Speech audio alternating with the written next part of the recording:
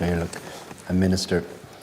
Science Week celebrates its 30th anniversary this year, marking 3 decades of encouraging curiosity, innovation and public engagement with science. But Science Week is more than a calendar of events. It's a reminder that science underpins almost every aspect of modern life: our health, our climate change response, our economy, our infrastructure, and the daily choices we make as individuals and communities.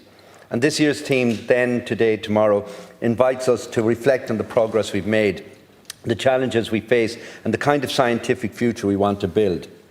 As a doctor, I'm reminded daily that science is not an academic concept. It's the practical foundation of modern healthcare. It's the diagnostics, the treatments, the evidence and the technology that allows us to deliver better outcomes for patients. Science shows up in every decision we make in practice, and this is not unique to medicine. Whether we're talking about agriculture, manufacturing, communications or energy, science is embedded in the practical everyday functioning of our society.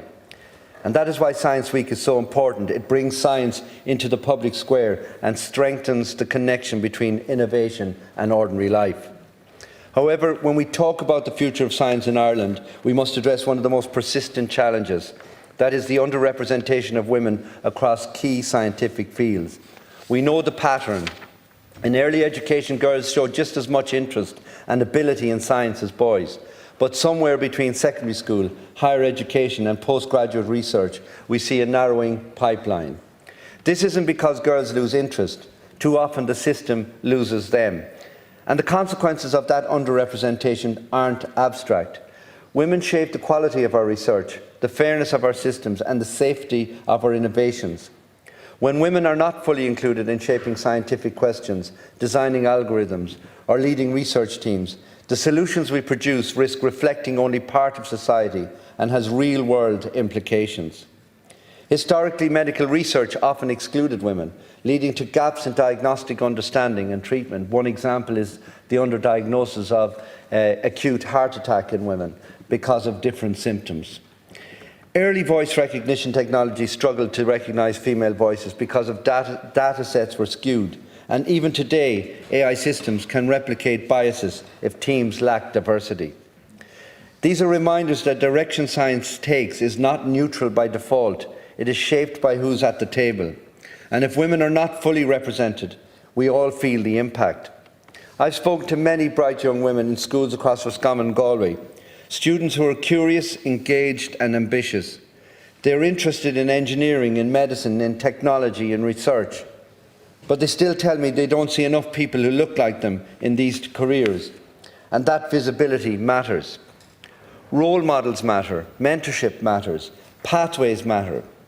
And if we want to inspire the next generation, we need to signal clearly that science in Ireland is for everyone, not defined by gender, postcode or background. And if we're serious about widening the pipeline, we must confront the structural barriers that still shapes girls' access to STEM. I'm going to repeat what Deputy Cummins said as well, but I think it's worth repeating. A recent survey of 2,300 transition year students highlights the stark differences. 55% of girls in single-sex schools say limited subject choice is a barrier, compared with 37% in mixed schools. 46% of girls cite limited subject options more broadly as a barrier to STEM careers. And the contrast in access is striking. Just 5% of girls in all girls' schools can study construction studies, compared with 84% in mixed settings, and only 6% can take engineering, compared to 74% of their peers.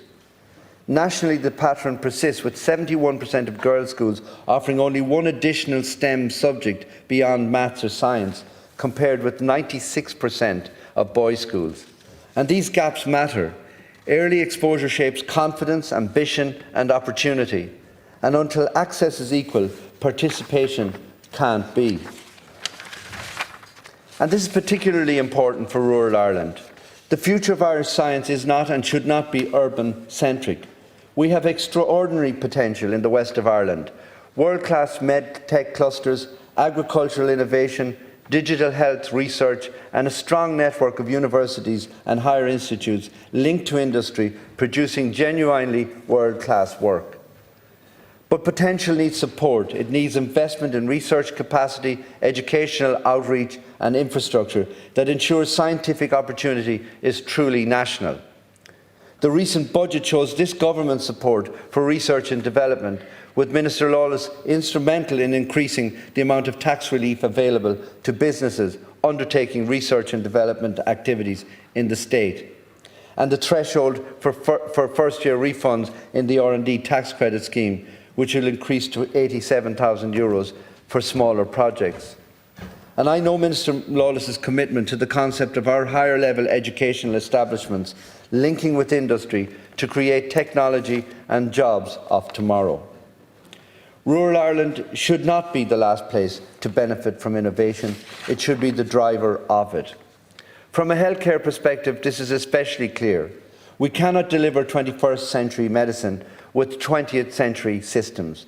Our ability to diagnose early, treat effectively, and deliver care in the right place at the right time depends on investment in evidence-based practice, digital health, data systems, and modern medical technologies. Science and medicine advance together, and when science progresses, patient outcomes improve. So as we celebrate 30 years of Science Week, we should think not only about the discoveries that have brought us here, but the kind of scientific culture we want to build for the next 30 years. A culture that supports curiosity, a culture that welcomes women and men equally, a culture that recognises the value of rural innovation, a culture that sees science not as something distant or elite, but as a shared national project. And my message today is simple. Science is not a spectator sport. It requires investment, participation, and public engagement. It requires us to inspire young people, especially our young girls, to step into fields where their talents are needed. And it requires us to ensure the benefits of scientific progress reach every community in Ireland, not just a few. And to educators, researchers, and community groups, and industry partners who make Science Week possible each year, thank you. To the students taking part, keep asking questions and keep challenging assumptions.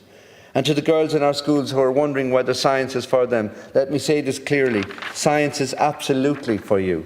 Ireland needs your ideas, your leadership, and your voice. Then, today, tomorrow, and here's to the next 30 years of science and the people who will shape it. Thank you, Deputy.